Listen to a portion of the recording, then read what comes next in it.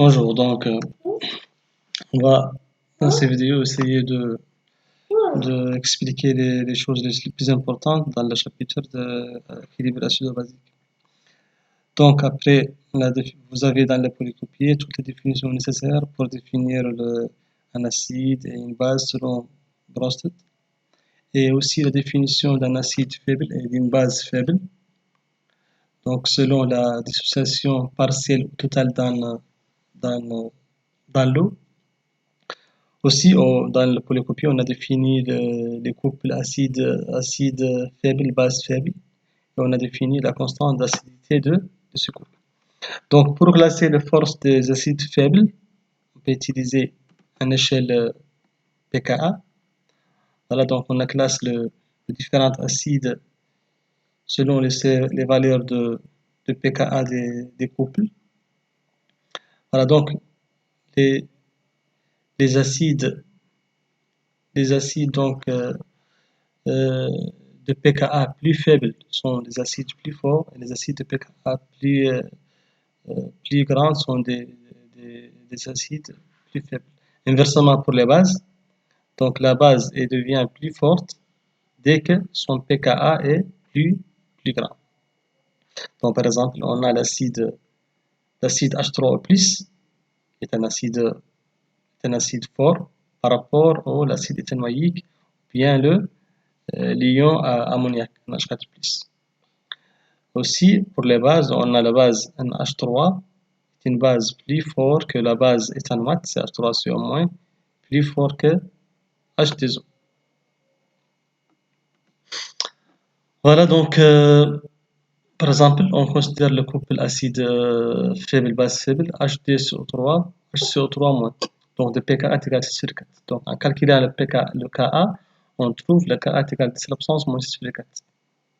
En écrivant l'équation de sa réaction avec l'eau, donc, on trouve l'équation H2CO3, c'est l'acide, plus H2O, donne HCO3-, c'est la forme basique, plus H3O+. La constante de réaction, d'équilibre de cette réaction, ce n'est que la constante d'acidité, c'est le K. Donc, à l'équilibre, on applique les lois d'action de masse. Il donne directement le quotient d'équilibre est égal à Ka, est égal à produit de HCO3- fois H3O+, à l'équilibre, divisé par la concentration de HDCO3, la forme acide. Donc, à partir de cette expression, on peut constater que dès que le Ka est plus élevé, donc comme le pKa c'est moins le Ka, donc le pKa donc moins c'est faible, pour le Ka plus grand, pKa plus faible, donc on a la force de l'acide augmente. Donc on peut raisonner, là on peut voir dans l'expression, pour un acide plus fort, voilà, dès que l'acide plus fort, donc la forme ionisée, voilà, la forme protonée de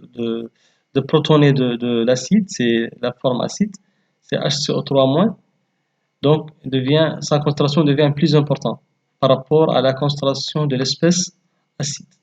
Donc, nominateur plus grand que dénominateur, donc le Ka plus grand. Et inversement, si l'acide est plus faible, donc on a la forme acide dans le dénominateur est plus grand que la forme ionisée ou bien la forme déprotonée, c'est la forme basique, donc le Ka devient plus faible. Ici donc on prend une partie importante, le diagramme de prédominance d'un couple acide basique. Donc à partir de lecture de diagramme de répartition, on peut déterminer le diagramme de prédominance. Donc par exemple, si on considère le couple CH3COH, l'acide éthanoïque, et sa base conjuguée, l'ion éthanoate, donc on peut montrer que pour des valeurs de pH inférieures à pKa, on a la forme acide qui prédomine, et pour des pH supérieurs à pKa, on a la forme basique qui prédomine. Donc on remarque, là on voit que dans le diagramme de distribution, il y a égalité entre les deux courbes de répartition des formes acide ou base. Ces deux courbes à l'intersection, on a l'égalité entre les deux concentrations. Il y a le même pourcentage pour la forme acide et pour la forme basique. Donc, on est bien à valeur de pKa. Donc, on peut terminer la valeur de pKa à partir du diagramme de répartition de ce couple. Voilà, donc, on peut constater ça en écrivant la relation entre le pH et le pKa et logarithme de la forme basique et la forme acide. Donc, on peut faire ça en utilisant l'expression de Ka. Donc, le Ka, c'est CH3 sur moins fois H3 plus divisé par CH3 sur H. Donc, on peut, en faisant le moins log de l'expression, on trouve le pH est égal le pKa plus log CH3 sur moins sur CH3 sur H.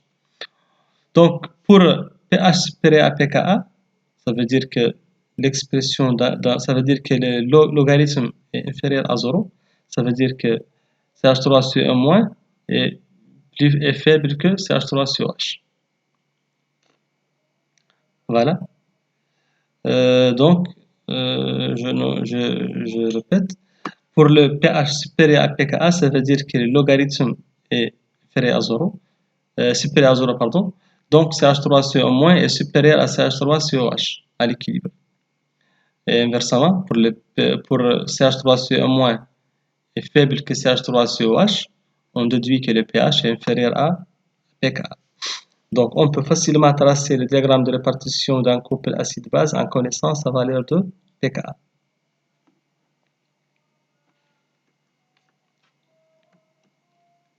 Voilà, par exemple. Donc, pour le diacide HDSO3, donc on a la première valeur de pKa qui correspond à premier couple HDSO3, HCO3-. On a le pKa intégral sur 4. Pour le deuxième pKa, pour le couple HCO3- CO3-2- égale 10,2. Donc ici, on a bien HCO3- étant un folite. Okay. Folite ou bien amphotère, car il joue le rôle d'une base et l'acide en même temps. En traçant le diagramme de prédominance, pour le premier couple, on a donc pour le pH inférieur à pKa, c'est la forme acide qui prédomine. Pour le pH supérieur à pK1, c'est la forme basique qui est HCO3-. Pour le deuxième couple, pour le pH inférieur à pKa2, on a la forme acide qui est HCO3- qui prédomine. Et pour pH supérieur à pKa2, on a la forme basique qui est CO3-2-, c'est celui qui prédomine. Voilà, donc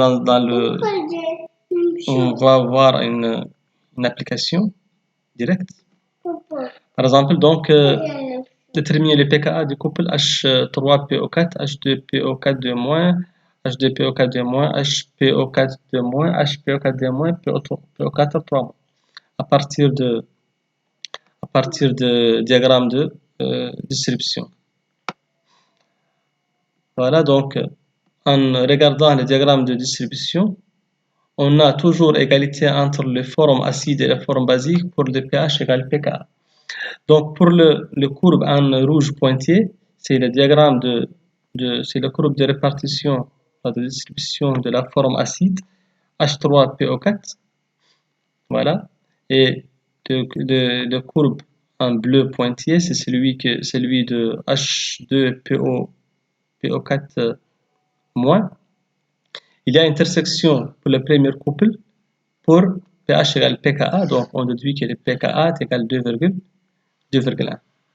De même pour le deuxième couple, on a donc l'intersection entre les deux courbes de répartition donne le P pour pH égale pKa, il y a égalité de pourcentage, donc on déduit le pKa du deuxième couple 7,2.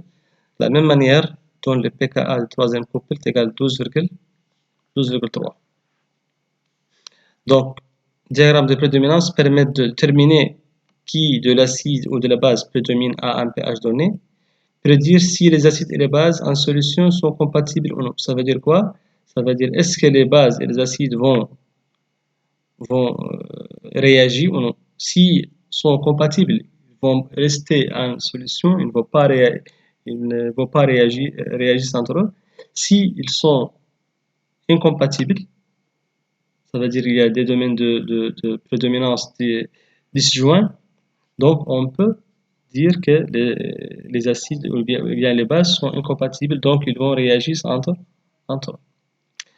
Donc, prochaine vidéo, on va essayer de calculer les constantes d'équilibre des réactions et terminer la réaction prépondérante et le bilan de la matière.